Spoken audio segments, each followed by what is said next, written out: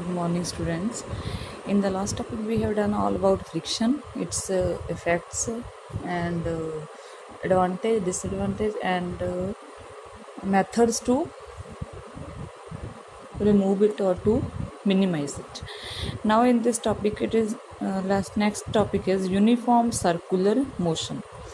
Already, you know that about circular motion, that motion in which any body or any object moves with the uniform velocity or uniform speed in circular path. Same, now here it is uniform circular motion, the circular motion in which object moves with constant speed along a circular path, that is known as uniform circular motion. Now similarly in linear motion, there are uniform motion, there are distance, displacement, velocity, acceleration, all these things. So in circular motion also we will study about these. First is angular displacement, means circular motion where distance or displacement cover हुई है उनकी कहते हैं, that is angular displacement. Suppose one object is covering a circular path whose center is O, and at first time, or we can say that at time t is equal to 0, this object is at point A, and at next time it is at point B. So this is measured by theta angle, we already know that. So in this situation, angular displacement is the angle which any position vector, this OA or OB, this position vector of any object sweeps out in a given time interval. Means that here time is equal to 0, here time is equal to t, means we can say that it is the angle which any object sweeps out in a given time interval. Or already we know that in parallax method or in first unit that this theta will be equal to length of this arc divided by this radius. Now circular motion hai, so radius will be constant, that it will be r. So we can say that length of arc upon radius of a circular path, that theta is equal to length of arc. Let this length AB, length is L, so L by R. This is the angular displacement. Similarly, angular velocity, it is the ratio of angular displacement, same as in linear motion, ratio of angular displacement to the time taken by the object to undergo that displacement, or it is noted by omega like this. Omega is equal to theta by t, means किन्ने time दे विच किसी object ने किन्नी angular displacement cover की, that is the theta. Now next is a relation between linear velocity and angular velocity. Linear velocity and angular velocity. Now as already we know that linear velocity, that v is equal to distance or displacement upon time. Here if we consider this figure, we already know that this theta, that is angular displacement, is equal to L by R. L is this distance, length of this arc, and upon this radius.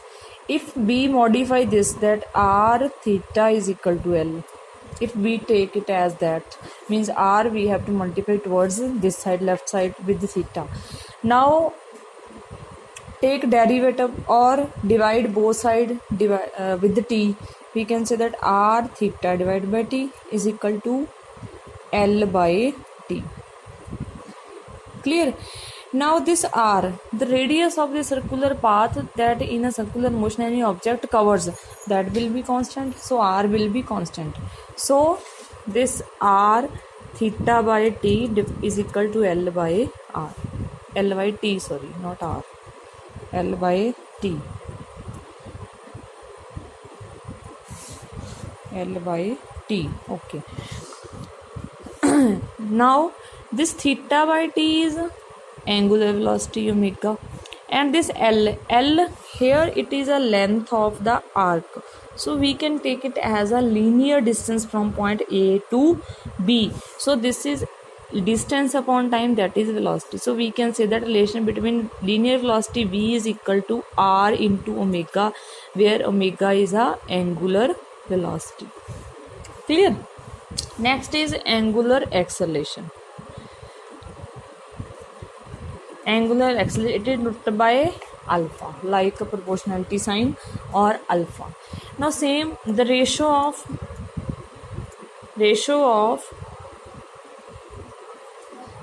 angular velocity and time taken to undergo that velocity, or we can say that alpha is equal to omega upon t, where omega is angular velocity and t is the time taken to cover or to undergo that velocity. Alpha is equal to omega by t.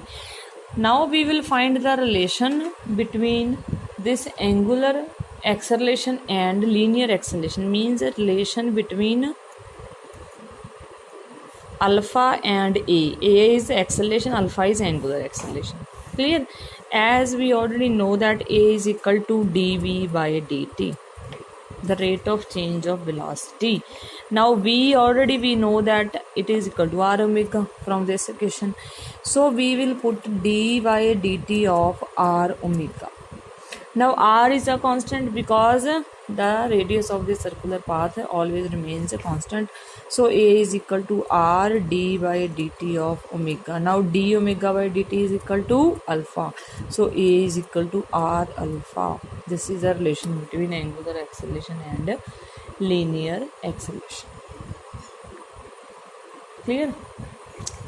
Now in this case, if we take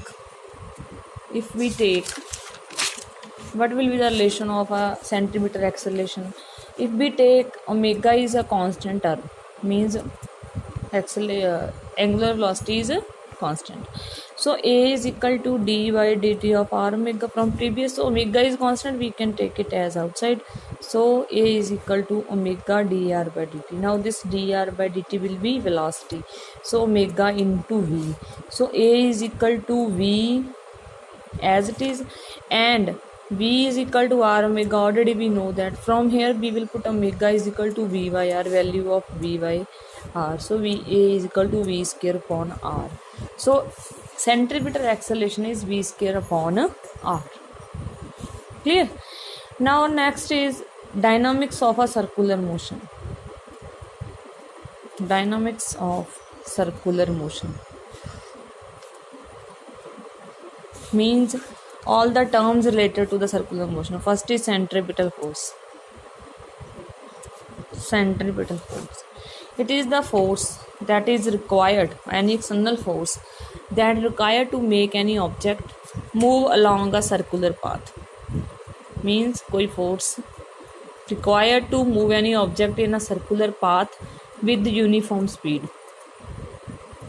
With the uniform speed, that is called a centripetal force. And the acceleration in which is acquired by any object while covering any distance or displacement in a circular motion, that acceleration is called centripetal acceleration. Centripetal acceleration, already we have find it. A is equal to v square upon r is a centripetal acceleration. Now centripetal force Fc, we already know that F is equal to ma, mass into acceleration. So from here, when object is moving in a circular motion, then he or she or object will acquire an acceleration, that is centripetal acceleration. We will put the value of that acceleration here. So Fc will be mv square upon r. This is a relation for centripetal force. Now as we know that v is equal to r omega, so we will put here v is value r omega square upon r. Now m r square omega square upon r, 1 r and r cancel, it will be m r omega, m r omega square. That is, and one relation is this, second is this. Now we know that omega is equal to theta by t, angular displacement upon time. Now this angular displacement for any object to cover a whole circle, that total angle is 2 pi, that is 360. So theta is equal to, omega is equal to 2 pi by t, and frequency nu is equal to 1 by time period. Clear? You can see that is number of oscillations in per second or 1 second, we can say that. Omega nu is equal to 1 by t. So here we will put that 2 pi nu. We will put this 1 by t's value, that nu. Now put omega in this equation. Value of omega in this equation. So Fc will be m 2 pi nu square into r. It will be 4 pi square m nu square into r, that is centripetal force. Clear? Next is centrifugal force. Centrifugal force. Now if any object is covering the circular path, okay, that object is acquiring any centripetal acceleration, then this object will move near to the origin point, or at one time it will fall on the center. This can be happened. Clear? But this does not happen, as in also in chemistry that we are saying that in an atom electrons are revolving around the nucleus. There was one assumption and one limitation was, if there is no force or explanation of any force or spectral lines, then the electrons will fall on the nucleus. It means nucleus is unstable. That was the limitation of, I think, Thomson's model or any other model. Clear? So same here, there is one force. If a centripetal force is required to move any object along a circular path, then similarly there should be any other force that prevents this object to fall on the center. So that force is called centrifugal force. The outward force,